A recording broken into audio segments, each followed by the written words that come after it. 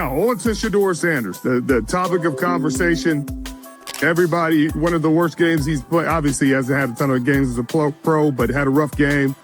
Took some bad sacks, and it's created an incredible discourse online. You're either on one side of the fence or the other. You're saying he didn't get a fair shake of it, or you're saying he played behind the same offensive line that Huntley played behind, who led a 2-minute drive for the game-winning touchdown, et cetera, et cetera. I think it's somewhere in the middle. The NFL community is aflutter after Kevin Stefanski's shocking revelation.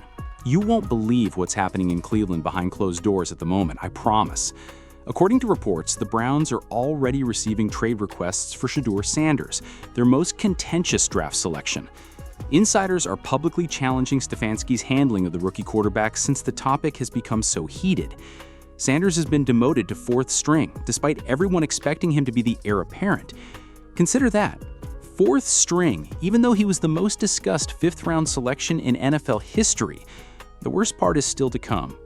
According to NFL insiders, no one would be surprised by a Sanders trade. All of our preconceived notions about the Browns' quarterback's future could be altered by the drama taking place in Cleveland. In my years of following this league, I have never witnessed a rookie quarterback cause this much controversy without even receiving a genuine opportunity. Here we're discussing Deion Sanders' son, a young man who was envisioned as Cleveland's future. However, something went horribly wrong somewhere along the line. The Browns are now treating him like a damaged item. Be a good quarterback. He's a rookie. He's going to learn. Now, you can't make those plays that you did in college. You can't take those sacks. As Fitz and Witt always inform me and educate me, because I'm a defensive player, so I'm not thinking about the way a quarterback is maneuvering to make sure he's not throwing incompletions, or how the sacks that they're taking is affecting the offensive line but not affecting his QBR and completion percentage, et cetera, et cetera.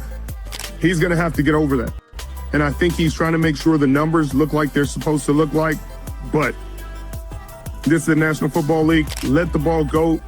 Live to fight another down. Save the yards. And I think that's going to be the learning curve for him going forward, is that, hey, you can't protect your completion percentage and all that way. You're not going to be able to do it. Allow me to describe the specific events of that preseason game that might have decided Shedeur's fate in Cleveland. This wasn't merely a negative experience. NFL scouts began to doubt all they believed they knew about him since it was a fiasco. Shedeur entered that match with an air of absolute assurance. During warm-ups, you could see the swagger he inherited from his father in his eyes. However, reality hit him like a freight train after only a few drives. This is when things get wild. Cleveland's offensive line didn't even start with this. These were standby players who might not even be included in the practice squad. Nevertheless, they were destroyed. This is where the real dispute begins. Fans of the Browns are divided. Some claim that by placing him behind the 3rd-string lineman, providing him with little protection, and then pulling him out before he had an opportunity to do the 2-minute drill that every young quarterback dreams of, the coaching staff set him up for failure. Others contend that he led a game-winning drive while playing with the same unit as Tyler Huntley did.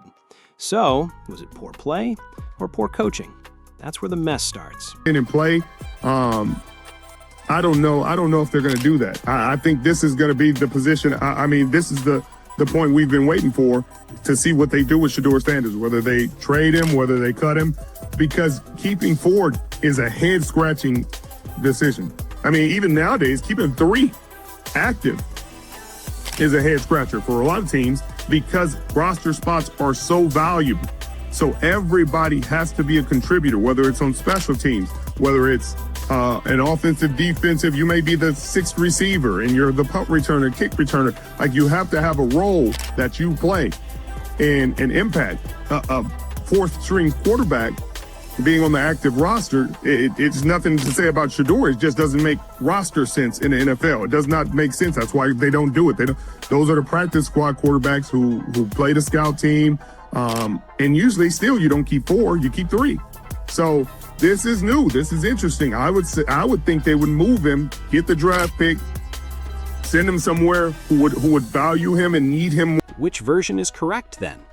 In all honesty, the truth is most likely in the middle and far more nuanced than anyone would like to acknowledge.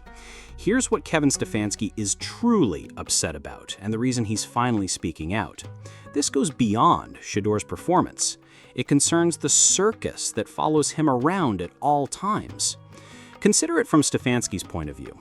Despite having a 53-man roster, the media are inquiring about your backup quarterback at every press conference. It isn't typical. However, standard guidelines are broken when your fourth stringer is the son of Shedeur Sanders.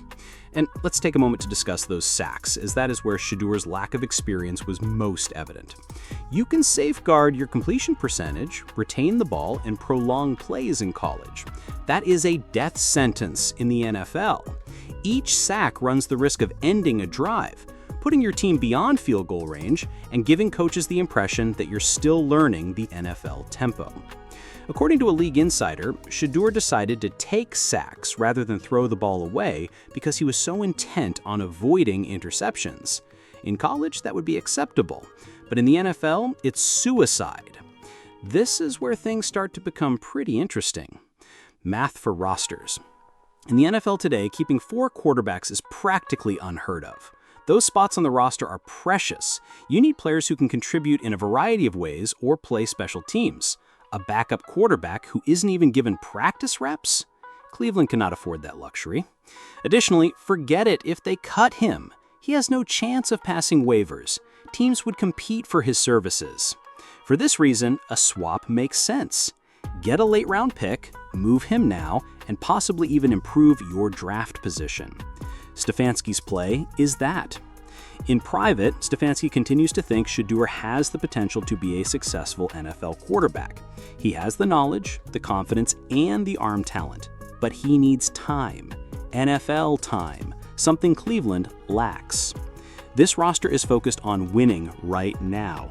Elderly veterans, costly contracts, and a shrinking window for sponsorships. The luxury of cultivating a project quarterback is not available to them. This is where things start to get pretty interesting. Sanders has already been called by at least 3 teams. The Saints, our ideal match, a fan base that would accept the Sanders name, a seasoned quarterback room, and coaching that has been proven. Vegas thrives on plots. The Raiders are rebuilding and they have cap space. And the Steelers, the dark horse. As they consider Big Ben's future, Sanders may develop covertly under one of the league's most reliable organizations. Exactly what I said. He'd be on their practice squad or on their active roster. So I'm interested to see how that goes.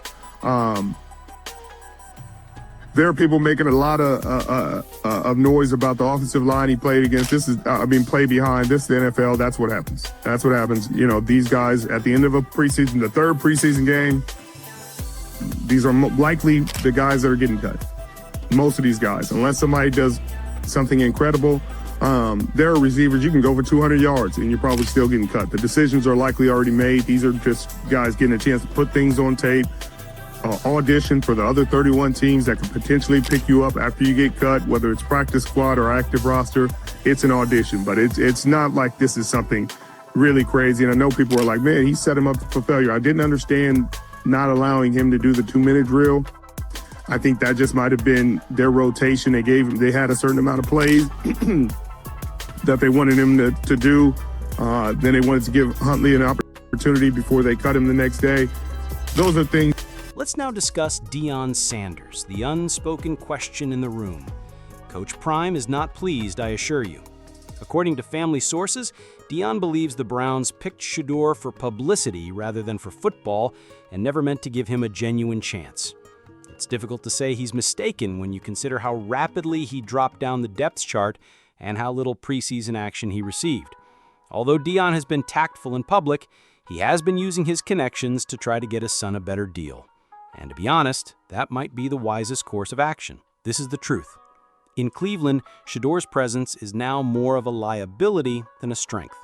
Every practice report, game recap, and press conference devolves into a Shedeur argument. The team doesn't need this distraction. Furthermore, he is not at all to blame. He didn't request this attention. However, in the NFL, it makes no difference who is at fault. Results are what count. Returning to those 3 sacks, let us. On the first play, he held the ball for too long, despite having a clear pocket and open checkdowns. Sack, loss of 8 yards. Play 2, he tried to scurry and was caught, but his pocket crumbled and he threw it away. Sack, less 6. Play 3, he froze as the pressure closed in and the rapid slant opened wide. sack once more.